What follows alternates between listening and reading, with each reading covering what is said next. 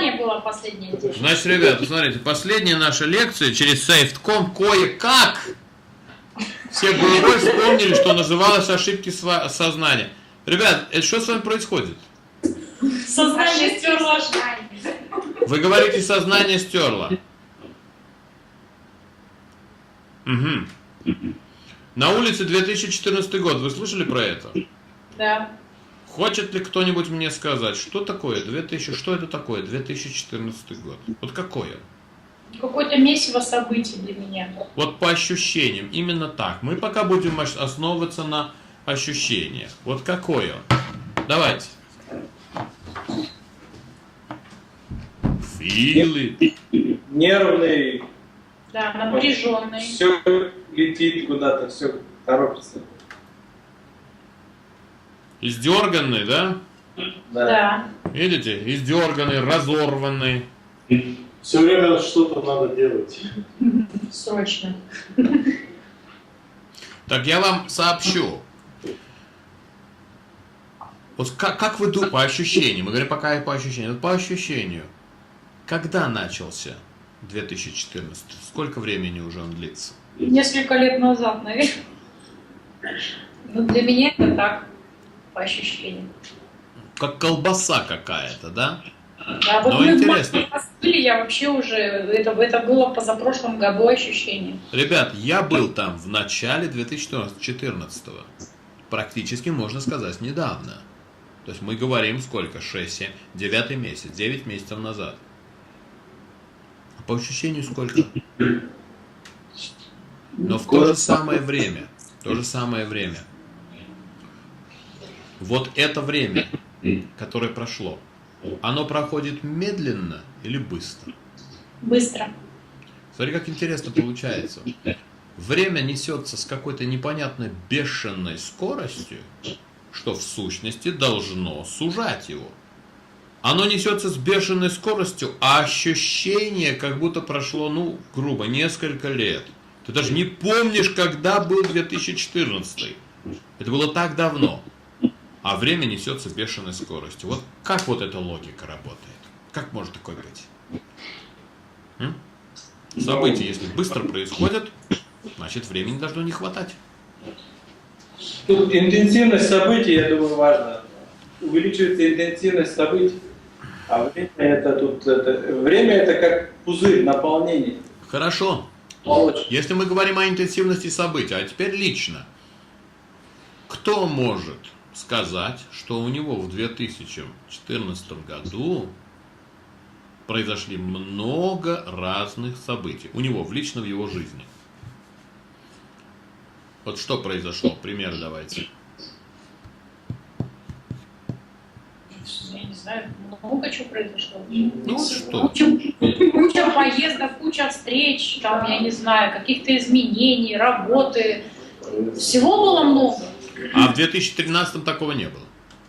Я уже не помню, Рубен, мне тяжело теперь. А, вот так вот, вы уже не помните 2013. Правильно. А Сабина что скажет, что там 2014? Что, замуж вышла, что ли? Нет еще. Выдадим когда-нибудь. Появился таки? Подожди. Антонио победил, да. Оу. Не, ну это большое событие. Ну это конечно, это победа.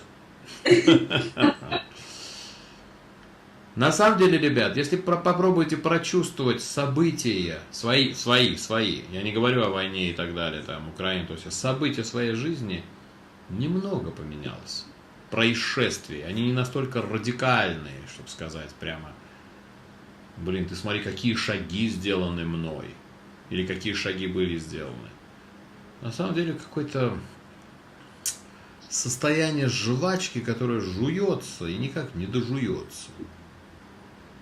Время какое-то, хрен его знает. И в то же самое время бешеная скорость, и в то же самое время непонятно ни где находишься, ни сколько времени сейчас, ни что завтра. Вы вообще знаете, что сентябрь? Я, например, без понятия. Что сентябрь, что октябрь, и чем он отличается от июля или от июня. А раньше, кажись, Кажись, раньше нормально было. Давайте мы с вами сделаем небольшой экскурс. В год 2005. Это очень легко. Просто по ощущению. Вспомните 2005 год. Если его сложно зарегистрировать, вспомните по ощущению 2013. Это будет легче. 2012 вспомните, это будет несложно. А теперь возьмите 2005.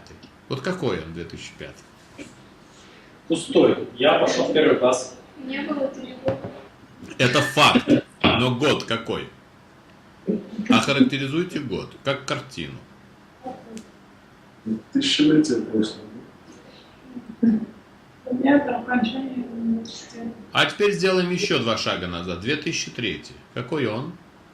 Мне было. Что говорит?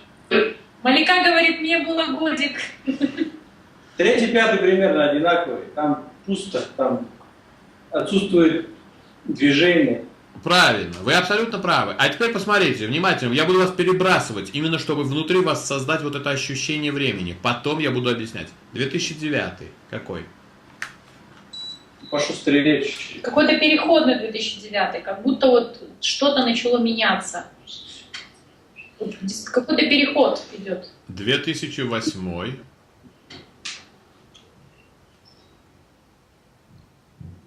Сосудимость. 8-й был переломный какой-то. Да, переломный. Смотри, как интересно, вы эмоционально тут же реагируете, зависаете. А теперь поехали дальше. 2006. Обычный, стандартный. А теперь вернемся. 2014. Из этой же позиции. Вот сейчас вы его чувствуете. Потому что вы его регистрировали воспоминаниями, а сейчас вы его чувствуете. Вот какой 2014?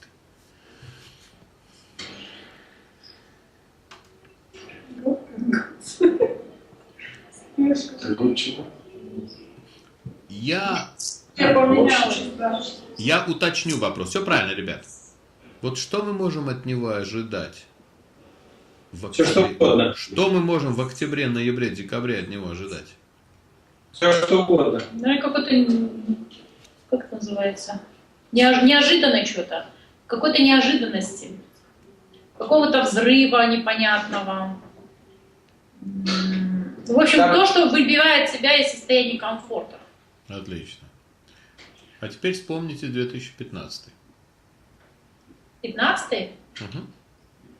Да. Вспомнить? Хорошо. Да. Прямо вот так же. 2005. Вы что, думаете, его нет? Почему-то приятные чувства возникают. Очень интересно. Ну давайте, народ, поучаствуйте. 2015. Что там? Поковыряйте там, внутри. Что-то открывается, что-то Интенсивно. Да, что-то новое. новое, что-то. Интенсивность падает, но что-то такое свежее происходит. Очень хорошо, браво. А теперь поехали. 2016. Вспомните. Какой-то переломный момент будет. Напряженный какой-то. Да, тоже напряженность, но уже не такая, как в 14-м. Она более, Конструктивно. да, конструктивная, какая-то позитивная, если можно так сказать. Для нас позитивная. Очень Там хорошо. какие-то новые, будут То есть еще что-то новое. Будут какие-то ориентиры в 2016-м, вот такое ощущение. Есть куда идти. Очень хорошо. А теперь поехали дальше. 2021. Вспомните. Ну, что?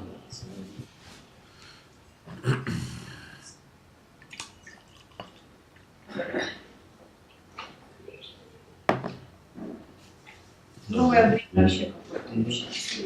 Голова болеть начала? Нет. Ощущение, что старое умерло. Вот Новый смерть. этап какой-то совсем. Смерть произошла. Вот такое было ощущение. Найдите мне смерть. В каком году будет окончание? То есть в каком году будет вот это радикальное видоизменение? 18. Ну да, я тоже так. 17. Ребята, да вам равных нету, я смотрю.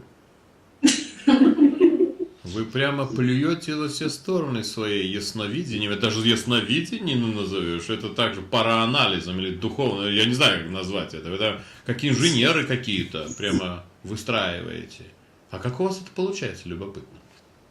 У кого учились-то? Ну, кроме этой маленькой части. Все правильно. Посмотрите, как интересно. Время параметр неопределенный. Ну, а вы его как-то определяете так быстро. Как же это возможно? Определять состояние времени. А мы это посмотрим, как получается процесс.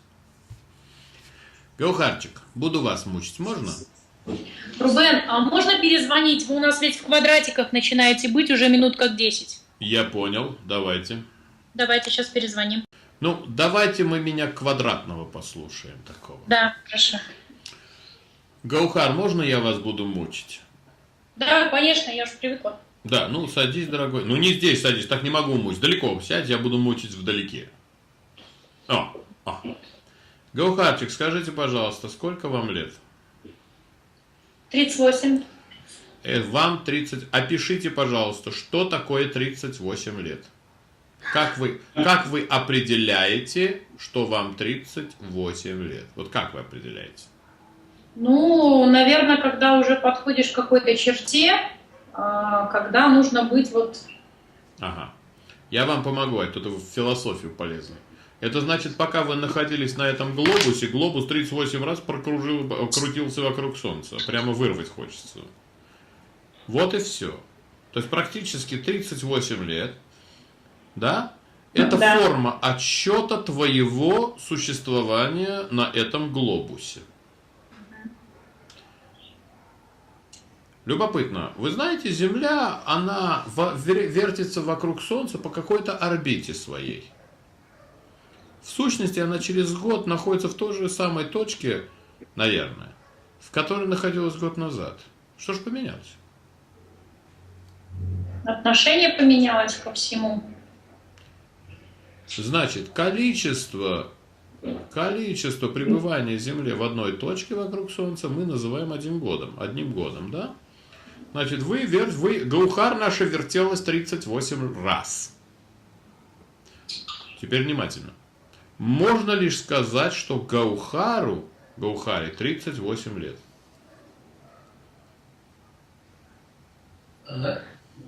Ну, говорите уже что-то. Я вам скажу, если мы в годах понимаем ее пребывание на глобусе и сколько раз она вокруг Солнца рванула, то да, она вертится 38 раз уже прокрутилась. А вот сколько вам лет, Гаухар? Если слово «лет» убрать как исчисление витков вокруг Солнца. 18-19. Ага. Гаухара чувствует, правильно это неправильно, это не важно, что ей 18-19 лет. Потом, ребят, что такое 38 лет? Это получается, что виток вокруг Солнца, он стандартный, одинаковый. Тогда почему же 2014 как колбаса? Если виток вокруг Солнца, он же постоянный, мы должны были четко чувствовать этот виток. А мы его не чувствуем. Ну вот не чувствуем, ну вот нету этого витка. Годами длится он. А Гаухаре у нас 18 лет. Гаухар, скажите, пожалуйста, а на основании чего вы определили, что вам 18-19? Не знаю, внутренне как-то, по ощущениям. По ощущениям чего? Наверное, какое-то психоэмоциональное состояние. Вот так вас обманывает наука. Психоэмоционально. А может быть, дорогой, есть и другие планеты, которые вертятся вокруг другого Солнца. Может быть, Ну, вполне. например, которые находятся в Гаухарчике. Вы же, насколько я слышал, очень богатая природа. У вас там 100 триллиардов клеток. И они, кстати, живые, что-то они ковыряются. И они на самом деле не знают, что ты вертишься вокруг Солнца. Потому что у них там свои условия жизни. Это как у муравья, понимаешь? Муравей не знает, что такое 1 год. Или бабочка.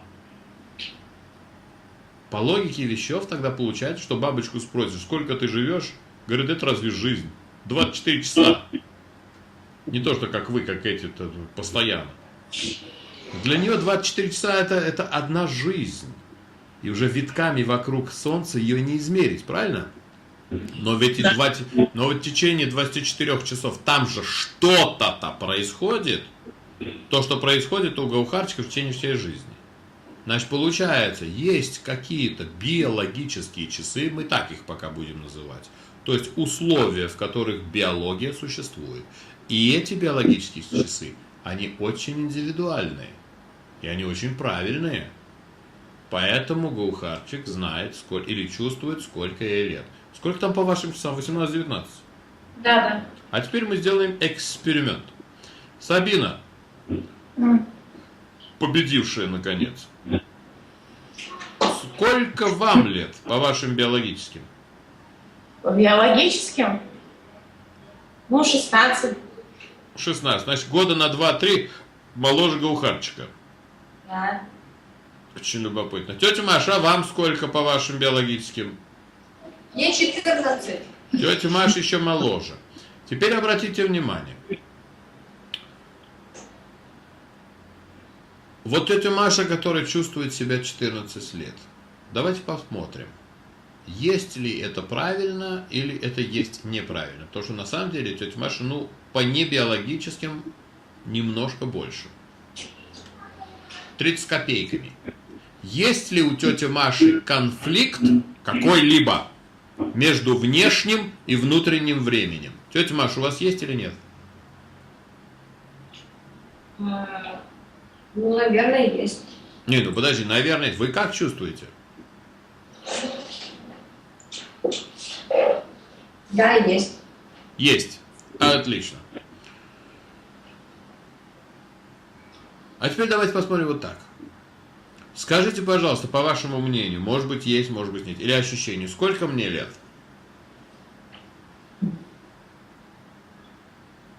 Я говорю о биологических. 23. 25. 22.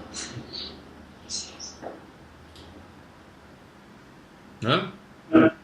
Меньше 10. Вы знаете, интересно, что у меня абсолютно нету ощущения биологического времени. Оно исчезло. Нет.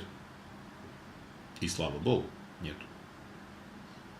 Биология работает не по часам. Можно и так, можно и так. У меня нет ощущения. 30 – да, 20 – да, 40 – да, 50 – да. Все да. Не есть хорошо или плохо. Даже это возможно, когда внутреннее состояние перестает считать. Потому что если оно по ощущениям, формируется, вот тетя Маша 14, но ведь 14 лет это уже какое-то состоявшееся состояние биологии. После 14 вот 15 и так далее. Ты застряла там. Вот гаухарчик у нас застряла на 18-19. Я не говорю, что это плохо, но она застряла там. Ее часы так и работают. Ей 40 не будет. Не будет гаухар 40. А неплохо было бы, если было. Почему биология застревает? Любопытно. Неизвестно. А мы сейчас посмотрим, почему застревает биология.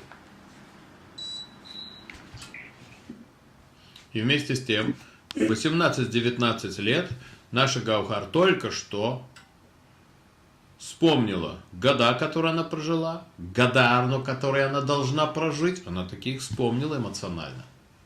Здесь вообще наступает какой-то конфликт. В 18-19 лет биология не может чувствовать, или может, 2021 год. Потому что такого времени не существует еще. Или существует, как вы думаете? Существует. Вот 2021 год, как состояние пространства, время, существует или нет? Да. Давайте сделаем эксперимент. Отдалимся от этой Солнечной системы. Далеко, далеко. И мы теперь с вами огромная звезда. Называется Антарес, например. Но у нас есть глазки, конечно. И мы смотрим на вот эту Солнечную систему. Ну, мы можем, видим. Как вы думаете, с какой скоростью вращаются планеты? Стоят на месте. Вы знаете, наоборот, если ты Антарес, Пока я поверну. то маленькие планеты, это как у вас молекулы, то маленькие планеты вертятся с бешеной скоростью. Не стоят, бешеной скоростью. Потому что ты настолько большой. Это как человек и бабочка. У тебя процессы человеческие идут своим ритмом. Но потому что их очень много, и ты огромная. Их ритм работы отличается резко от ритма работы бабочки. Поэтому у бабочки процессы идут с бешеной скоростью. 24 часа. That's it. То же самое. Солнце со своим этим. А ты Антарес. Теперь скажите, пожалуйста, такую вещь. Представьте, что бабочкина жизнь, бабочковая, 24 часа, можно ли ее предсказать? Вот нам, с нашими 100 годами жизни, или 80, я не знаю, кто сколько планирует жить. Можно ли предсказать жизнь бабочки? Да, Можно, да. конечно. Ну, представляешь, да, жизнь? Но ты смотри, на самом деле, если бы мы умели говорить языком бабочки, мы бы рассказали бабочке всю ее жизнь с момента ее рождения. Хотя с бабочкиной позиции этого времени не существует. Один день для бабочки это меньше 1 секунды для тебя. Вот ты можешь предсказать свое собственное состояние через секунду? Как же предсказать, блин? Там предсказывать нечего. Это для нас называется реальность. Хотя это же время для бабочки называется один день, будущее. Давайте обратим внимание на концепт прошлого, будущего и настоящего. Один день. Завтра это будущее или нет?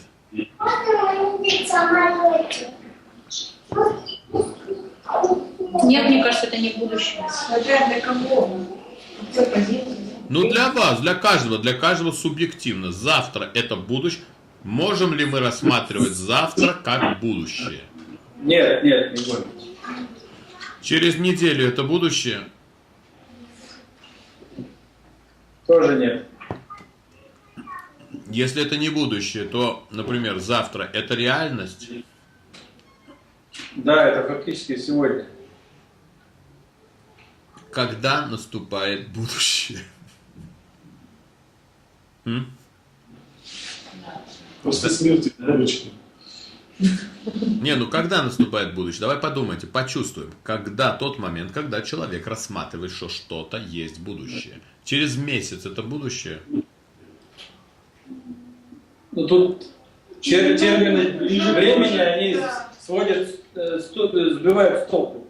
На самом деле не только в днях и месяцах оно измеряется. Хорошо, но ведь мы же используем такие понятия. Прошлое, сегодня, будущее или реальность. Настоящее будущее. Как же мы определяем, что есть будущее, если мы формируем? То есть этим же мы формируем свои позиции, свое понимание, хотя бы свои ограничения в участвовании будущего. Потому что это в будущем. И автоматически для нашей системы это типа этого не существует. Это в будущем. Граница запланированного и очевидного для нас. Может быть, вот эта граница, вот там, где все запланированное и очевидное заканчивается, там начинается будущее. Ну, можем ли мы сказать, что завтра оно не запланированное? Или оно... Какое оно завтра? Ну, для меня оно запланировано. Значит, завтра не будущее. То есть получается вот так. Если завтра это не будущее, это является частью настоящего, то завтра ты просыпаешься, попадаешь под машину и немножко умираешь. По логике вещей. Было ли это в будущем или нет тогда, если считать с сегодняшнего дня? Нет, это правда было, скажем так. Ничего. Ну, завтрашний день это все равно по-любому не будущее. Ты на ближайшее время в нынешнем состоянии. Очень любопытно. Очень любопытно. Вы знаете, вы... Ага. Хорошо. Может ли человек влиять на будущее? Давайте пойдем с другой стороны. Лучше приятно будущее, да. Да, мы же это, конечно. Человек может влиять на будущее. Может ли человек знать будущее? Может. Может, теоретически. В целом так. Очень любопытно. Он может влиять, но знать не может. Ну, в целом, вы сказали. Почему? Может знать. Может знать будущее. Иметь представление в целом, как будет. Вот давайте, тетя Маша, вы мне объясните, пожалуйста, ваше будущее, сейчас скажу, сейчас 2014, 2015, 16, в 2018 году. Выберите любой период. Сейчас я даже вам скажу. 2018, тетя Маша. Апрель месяц. Какой год? 2018 апрель месяц, тетя Маша. Знай. До или после обеда? А город не важно, да? Просто. Ну, я не думаю, что в моей жизни кардинально что-то поменяется. Какие-то... Может ли человек формировать, влиять на свое будущее? Вы сказали да. Поменяйте. Кажется, минимально может влиять. Почему же не поменять, если можно? В каких-то рамках, да. Ну, смотрите, Серьезно не хватит, чтобы в поменять. каких-то рамках. А почему невозможно во всех, без рамок? Можно менять определенные детали. Ну, потому что мы уже ограничены тем, какие мы есть уже. Определенные параметры уже нас ограничивают. Хорошо, я поставлю вопрос по-другому. Вы можете поменять свой завтрашний день сегодня? Ну, скажем так, да, не встретиться с теми людьми, с кем... Да, еще легче. Вы сможете поменять свой сегодняшний день? Зависит ли это от вас? Да, конечно, Да. Все, можешь. Вот точно так поменяй апрель месяц 2018. Какая разница? поменять можно. А нужно ли? Знаете, какая разница? То, что вы не знаете, каким он будет, чтобы менять. Чтобы что-то менять, надо иметь какие-то позиции. Нормально. Чтобы понять, что менять. Ну да. Вот. Значит, вопрос. Может ли человек менять свое будущее? Да, если он знает его как настоящее. А знает ли человек свое будущее как настоящее? Воспринимает ли он свое будущее как настоящее?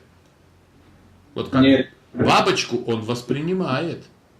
Вот этот 24 часа жизни бабочки он воспринимает как настоящее. Потому что для него это в параметрах настоящее. 24 часа.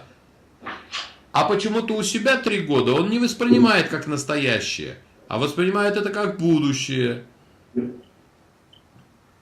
Ну а кто же сказал человеку? Кто ему дал ощущение или границы, где заканчивается настоящее и начинается будущее? Ведь таких же параметров нету. Система. Можем ли мы с вами представить, у нас же фантазия для этого есть, можем ли мы с вами представить, что 2018 год это настоящее? Нет еще, нет. Не можем. А может нам просто нужно постараться?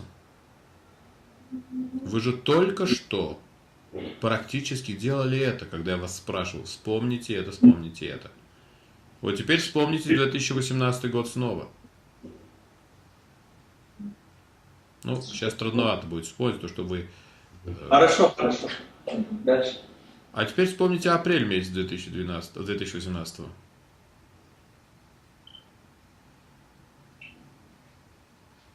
Какой он? Спокойный. Тетя Маша. Ну, светлый достаточно. А теперь вспомните 12 апреля 2018 года. Человек полностью находится.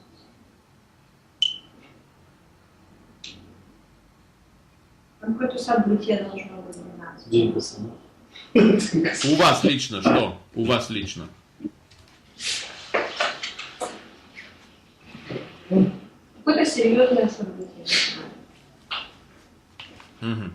Вот теперь вы, то, как вы сейчас воспринимаете будущее, это называется настоящее.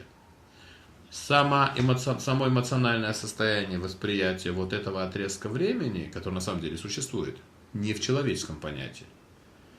Вот теперь вы его воспринимаете правильно, как настоящее. Самое интересное, что у вас даже могут быть experiences. Как сказать experiences? Опыт, проживание. Да, проживание. По поводу чего-то, чего типа не существует. Так оно существует, дорогой. Только что вы сказали, а теперь иди дальше. И вот это будет ваше настоящее. Вот теперь из этой позиции вы можете менять. И вот сейчас можно ответить, да, человек может поменять будущее. Только это уже не будущее, а настоящее, которое находится в будущем. Я хочу сказать, что все, что вы, все, как вы представляете и чувствуете, особенно ментально, находится в вашей голове. Потому что голова так работает. Время как таковое – это очень живой организм. Оно не линарное состояние. Оно находится в трехмерном пространстве. И видоизменяется вот так вот. Вот так вот. И это дает нам большие возможности. Мы не должны ждать времени. Мы можем участвовать, как мы и участвуем в его формировании. Даже через 15 лет. Что такое 15 лет? С позиции Антареза это как 2 секунды. А у меня такой вопрос. А можно ли сказать, что это уже было все?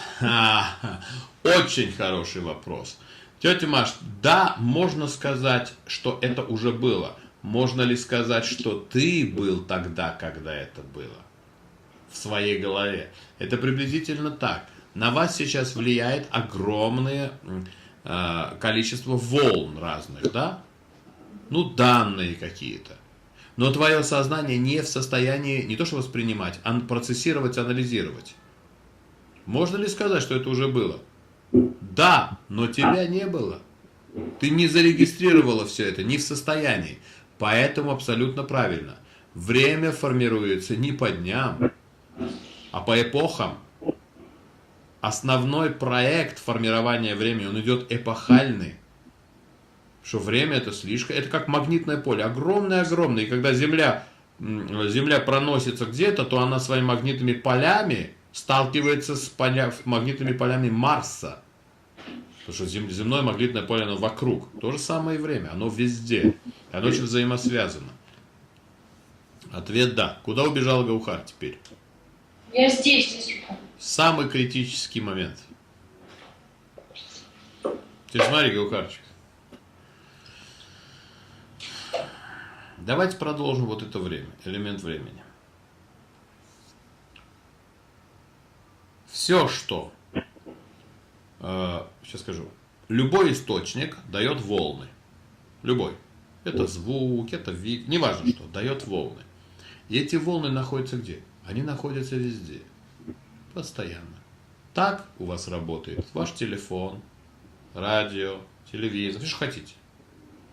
Интернет. Все работает благодаря вот этому так называемому естественному феномену. То, что произвел источник, находится везде. Это как волны. А как долго оно находится везде? Вы знаете, оно может находиться очень долго. Это как волны, которые постоянно идут. Постоянно. Да, их нарушают другие волны. Но то, что произведено один раз, находится постоянно и везде. Теперь представьте среду, где то, что произвелось, не исчезает. Ну, хотя бы помнится. Земля, которая несется с бешеной скоростью вокруг Солнца. Солнце, которое несется с бешеной скоростью в пространстве. Со всеми своими планетами, которые болтаются вокруг нее. Что же это нам дает, ребята? Это получается, я вам тогда еще объяснял, да? Что планеты идут по спиралеобразной траектории. Ну, потому что Солнце здесь несется, то фактически. Спиралеобразно, да. Вы Да. говорили. Это мы говорили. А теперь внимательно. Рассчитываю скорость волн, ну хотя бы света, неважно чего. Получается. Здесь планета, где Солнце. Глупость говорю. Здесь ты подумала, что не что-то. Планета несется. То, что ты подумала, оно расширяется, естественно, да? Ну, волны идут. Планета убегает. Через один виток она приближается максимально к тому месту, где находится источник этих волн. Ну, совокупление. Я извиняюсь, навонял ты тогда. Один круг пошел, она приходит в зону вони. Но год-то прошел. Можно ли сказать, что твое прошлое год назад, неважно, что ты сделал, что ты подумал, влияет теперь на формирование сегодняшнего дня, через год? Ага. А теперь представьте, если вся планета, все люди, все, что происходит, оно постоянно radiate. Как сказать radiate? Давайте я перезвоню. Рубен, что-то хуже и хуже. Можно я перезвоню сейчас прям? Валяй. Да, давайте потом. Ну давайте попробуем. Угу. Получается, планета сегодня произвела все свои возможные частоты. Она постоянно. И emit, radiate. Как сказать radiate, emit? Излучает. Излучает, да. И все это излучило в пространство. Через год она возвращается в ту же точку, через них, но сюда. Но сигналы же идут. Она попадает в зону влияния этих же интенсивных сигналов. Можно ли сказать, что прошлое формирует так называемое будущее? Да. Конечно, да. Вот вам и вторая опция влияния на свое же будущее. Это получается, если ты приемник и передатчик, то качество сигналов, которые ты произведешь сейчас, ты же и зарегистрируешь через год. Ну, например, если правильно настроишься. Фактически, ты можешь, грубо говоря, запрограммировать свой собственный успех через год, прогресс. И твоя голова зарегистрирует как команду и через год сделает следующий шаг. То есть фактически ты можешь жить вперед. Потому что через этот год еще год идет. Я насколько понятно говорю? Понятно ли? Говорите хорошую вещь. Это тебе еще одна форма формирования времени. Всего лишь если поменять башку, что время это не сейчас. Время это именно когда Земля крутится в этой же каше, в той же самой. И самое интересное, и чтобы что-то выросло завтра, сегодня ты должен засадить это семя. А засаживается это семя мозгами. Вот ты засадишь семя, пустишь, и оно вырастет. И через год, если ты правильно сделал, оно даст тебе результаты. Твоя же голова это воспримет и польет. Через определенное время опять. Так фактически формируется и эволюция всего человечества. Когда приходит время, что-то начинает видоизменяться. Причем оно начинает видоизменяться везде, во всех сферах. Так называемо само по себе. А теперь посмотрите, сделаем шаг назад по поводу времени и непонятного поведения времени. Смотрите, за всю историю человечества, которая, по крайней мере, человечеству известна, так как известно, до 20 века. В 20 веке начинается бешеный рост человечества. Бешеное развитие. Да, техногенное, но оно начинается. Почему-то 20 век резко стал таким производительным. Почему 19 не был? Почему 18 не был? Почему 17 не был? Почему тогдашние гении не могли производить? Вот он был медленный, медленный, 20-й резко ускорился. Что же это повлияло? На Наверное, саму... какой-то да, сигнал. Среда повлияла. Молодец, на саму планету что повлияло? Что создалась такая стимулятивная среда? Вот так и наступает эволюция. Видоизменяются условия среды, обитания и не то что жизни, а производительности, ну хотя бы биологии. Вот эту среду обитания можно тоже формировать. Да, как человек ты не сможешь сформировать среду обитания Земли. Ну а если есть расы, у которых есть такие технологии по формированию производительности, скажем так, земной биологии, и вдруг начинает цвести. Ведь на самом деле это не сложно сделать. Просто это надо сделать в определенном времени. В общем, эволюция человека, она происходит точно так же. По каким-то виткам, так называемым. Но почему витки начинают резко ни с того ни с сего меняться? Это зависит уже от того, как ты сегодня формируешь свой завтрашний так называемый день. Вот я вам дал сейчас такую рецептуру. Если тетя Маша хочет 12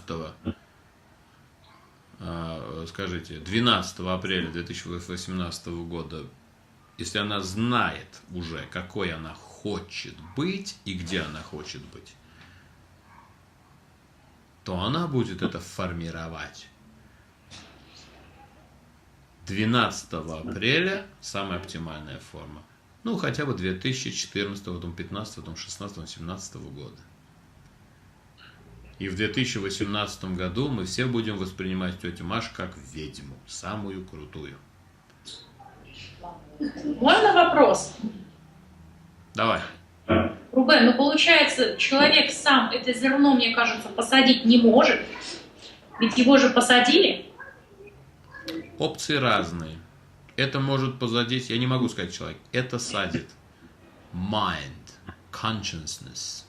Сознание засаживает это зерно, потому что это зерно, оно же искусственное. Ты что-то же придумываешь в своей голове, чтобы засадить. Его не существует. That's the magic. В этом-то и вся красота. Я имею в виду эволюцию человечества. Не то, что я напридумываю себе чего-то там, а именно эволюционные процессы. Эволюционные процессы этой расы, они контролируемы. Если в этом был вопрос, то да. А вот эту вот вспышку, которая через энное количество времени, там, в 20 веке начала, это, мне кажется, не совсем человеческое зерно. Я именно это и говорю. Именно так. Нет, это не человеческое. Но когда человеческое, скажем так, физиологическое состояние и состояние сознания было готово к такому зерну, Понятно. то засаживается зерно и добавляется, как называется, вот это стимулятивное состояние. И башка начинает работать. Ну, во-первых, ребят, давайте не обманываться. Это крайне опасно давать новые зерна сознанию. Потому что она поворачивает сразу эти зерна против таких же, как он сам. Все-таки мы о людях говорим, да? Люди же все-таки еще любят воевать во всех смыслах. Они же основывают свои категории на «моё», «я», «я больше тебя», «шире тебя», «богаче тебя». Мы еще говорим все-таки о расе, которая крайне молодая. Да, эволюционные витки, они не человеческого характера, но сделаны для человеческой расы. Еще вопросы? Ничего. Получается, что можно постоянно программировать свое будущее. Получается, что можно делать очень многое, да. Если, конечно, ты знаешь не только как это сделать, но а потом же будут последствия. Понимаешь, в чем дело? Одно дело «я хочу», «мне интересно», это когда 50-50 option. Но когда «я хочу», «мне интересно» настолько реально, ты знаешь, что потом идут последствия, о которых ты даже не планировал и не думал, что они могут быть. Родил ребенка, кушайте на здоровье. Там будет. Все это независимая автономия. И эта автономия сама начинает выдумывать свои пути, понимаешь? Не раб же родился. То же самое здесь. Придумал на свою голову какую-то мыслю. Кушайте на здоровье. Эта мысля живет своей жизнью. И не всегда это совпадает с твоими собственными пожеланиями. Понятно. А насколько тогда, скажем так, если можно так выразиться, рационально влиять на это? То есть, когда знать, вот это действительно нужно, или лучше вообще не вмешиваться? Ну вот поэтому я и не влияю. Совершенно правильный вопрос. Когда все это становится настолько реально, что ты можешь, и когда ты можешь, и когда ты видишь последствия, то вопрос в том, что последствия могут быть совершенно неплохими. Абсолютно. Но сами последствия ограничивают возможности. Понимаешь, в чем дело? Ты засаживаешь розу, и роза дает результат. И ты влюбляешься в эту розу, которая очень хорошо пахнет, она очень красивая. И пока ты любуешься с собой же выращенной розой одной или двумя, тремя, забываешь про поляну, что ты ее не видишь, полную цветов и запахов, где саму поляну производили, не ты производил, а природа, общее состояние формировала. А вот теперь ты подумай, что тебе интересней? Вырастить свою розу и любоваться ей? Или любоваться ростом всей поляны с X вариациями цветов? Что для тебя важнее и богаче? Поляна, конечно. Вот тогда ты начинаешь не участвовать в процессе, чтобы его ограничивать. Смотри, ты начинаешь в процессе не участвовать, чтобы его не ограничивать. Но совершенно правильно. Ты начинаешь созерцать. Но чтобы созерцать, ты должен иметь возможность следить за временем, которое очень живое. И тогда твое время внутреннее начинает соприкасаться и следить за внешним временем. Но тогда ты потеряешь ощущение возраста вообще. Потому что все время, которое происходит, it's real, it becomes real. Но это уже next evolution. Еще вопросы? Ну, попроще вопросы нет? Такие сложные, да?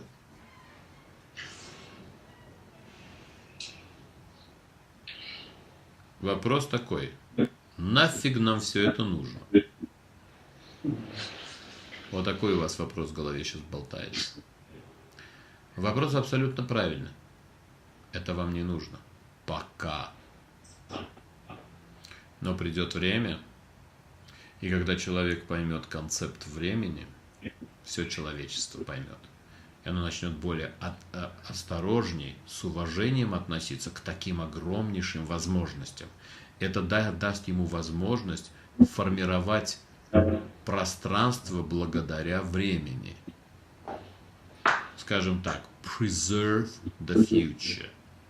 Формировать завтрашний день в таком космическом смысле на основании качества, чтобы вирусы не проникали, чтобы твоя голова не создавала вирусов. А пока головы людей создают вирусы. Хочу, не хочу, важно, не важно. Что? Последний. Не слышу. Карл Маркс, Энгельс, Ленин, как Вот. вирусы тоже самое. Понимаете, в эволюции человечества в будущее, в следующей эволюции, параметрами времени, он будет понятен для этого. И он совершенно изменит свои параметры. И человек будет осторожнее, что касается слова «думать». Он сейчас не думает. Это месиво, полное месиво, груда вирусов. Да.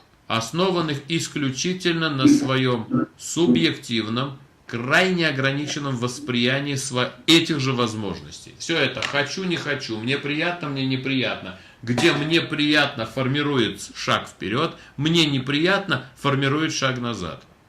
А может быть, наоборот надо? Знаешь, как наоборот? Если неприятно, куда идти? Не знаю. А может приятно? Но если приятно, идешь. А может как раз наоборот надо? Как раз опасность в том, что это приятно. И к этому ты привыкнешь.